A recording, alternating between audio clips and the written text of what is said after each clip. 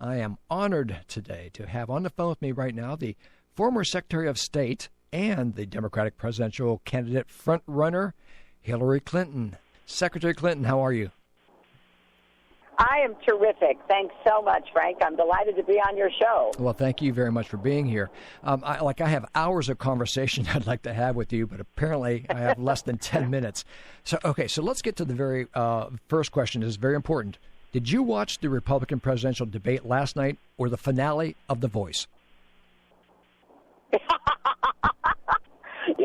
I wasn't able to really watch either one of them last night because I had an event that I had to be at. I know more about what happened this morning in the Republican debate than I do about The Voice. Who won? Well, Jordan, a young man named Jordan, has a wonderful voice, and I was very happy he won. But since you heard about the debate last night in Vegas, what was your 30-second takeaway? A lot of noise, a lot of statements without factual basis, a lot of attacking one another, instead of what I keep hoping for on the other side, a reasoned, very clear debate about what we're going to do, both to keep the economy moving and growing and to keep our country safe. Those are the two big issues that we have to address. Absolutely. I have three issues I'd like to get to, and I want to start with two of them they're very important to the South Carolina Small Business Chamber of Commerce, which I happen to be the president and CEO of. And then I'm going to get to your position regarding the Confederate flag and the Citadel. So let's start with the first issue that we've been working on for a number of years, trying to educate the South Carolina small businesses about the dangers of sea level rise, because we are a big coastal tourism state.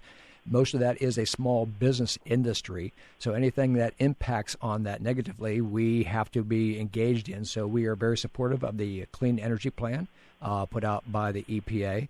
But when I work with these communities along our coast, they always come to the point of, we know we're going to have to be more resilient and build up our infrastructure. How are we going to afford to do that?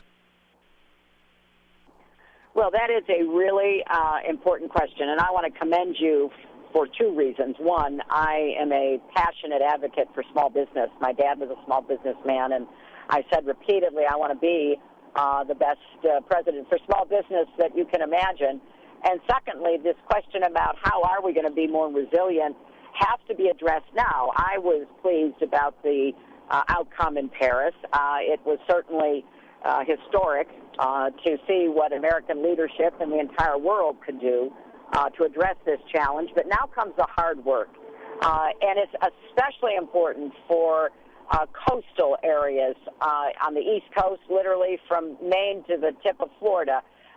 There has to be action taken now. And that's why I think what the President and his administration did on the Clean Power Plan is important. I have put forward my plans to go beyond that.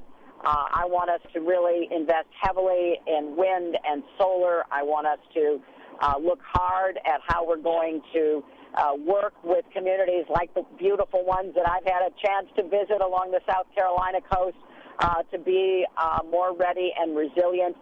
But that requires getting the other party on board, Frank. And, they have been not only in denial, they've been absolutely obstructionists in trying to do what we need to do in the short, medium, and long term to face what is a very real and growing challenge. So I can promise you and your listeners this. I've set out goals. You can go to my website, HillaryClinton.com, to read about what I want to do, because I think this is a big economic opportunity for us to create businesses and jobs.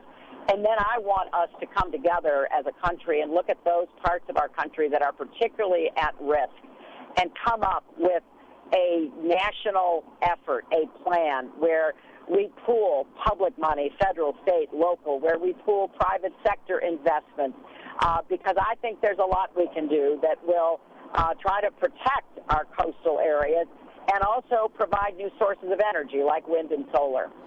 Well, very good. Yeah, that whole infrastructure, the cost of it is going to be so important going forward.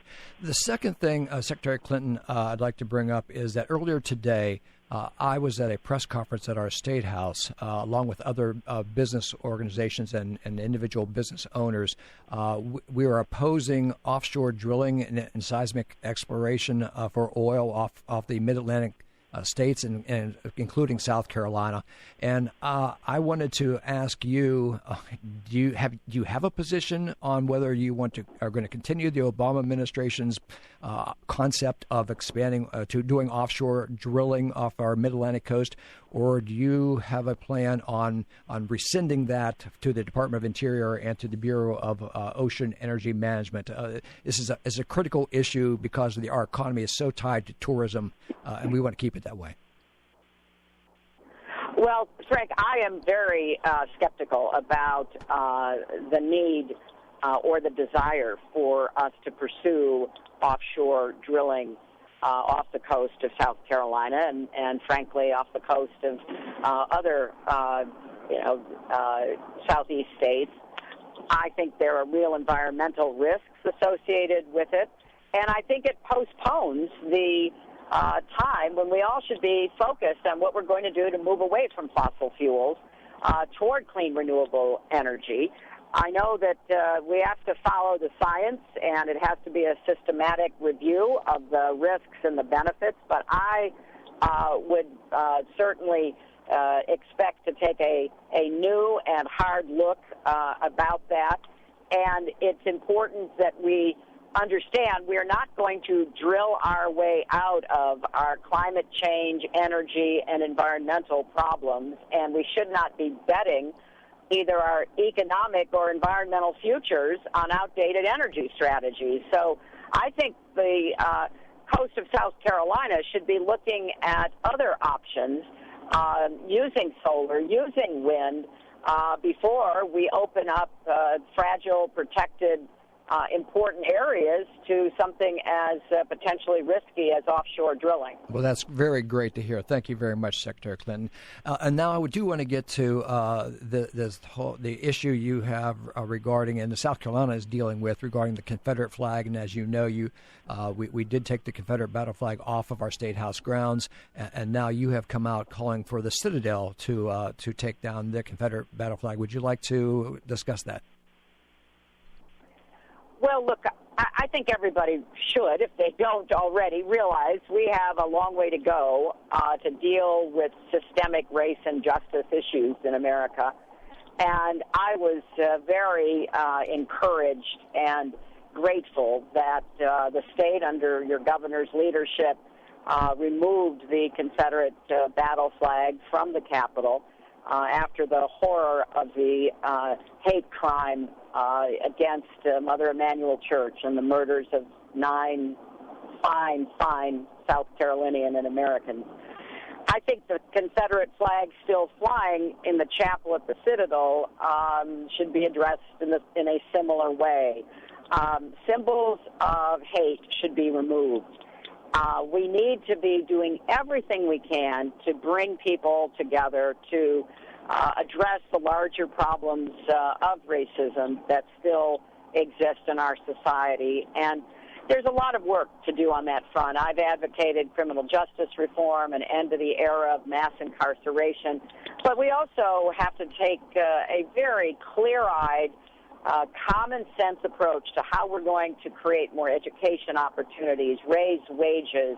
I got into my work as a young lawyer with the Children's Defense Fund. That was where I really found my heart for working on behalf of kids, particularly kids who are abused, neglected, poor kids, kids with disabilities, kids that, don't have all of the benefits that someone like my wonderful granddaughter has. And here in this country, it's imperative that we do more to, raise up the potential of every child.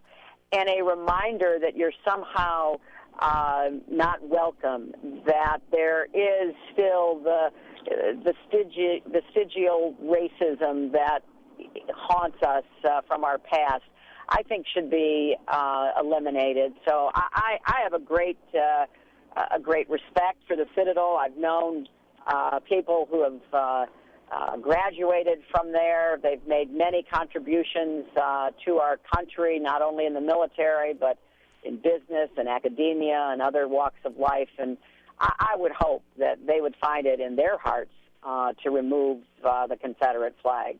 Secretary Clinton, thank you so much for being on the show. I know you've got to run. You've got a big schedule. Please, hope you can come back again, and so we can talk some more. Hopefully, maybe next time. I told Stephanie Formas we wanted to get you in the studio. That may be a long shot, but sometime we're going to do it. Now, I'll show you my 1990. I'll show you my 1992 memorabilia from the Democratic Convention in New York, where I was. Oh wow! Yes. That's pretty enticing, Frank. I'll do my best to at least do another interview with you. I've enjoyed talking to you about these important issues. Thank you. Secretary Clinton, thank you very much. Safe travels. Thank you. Take care now. Right, bye-bye. thanks.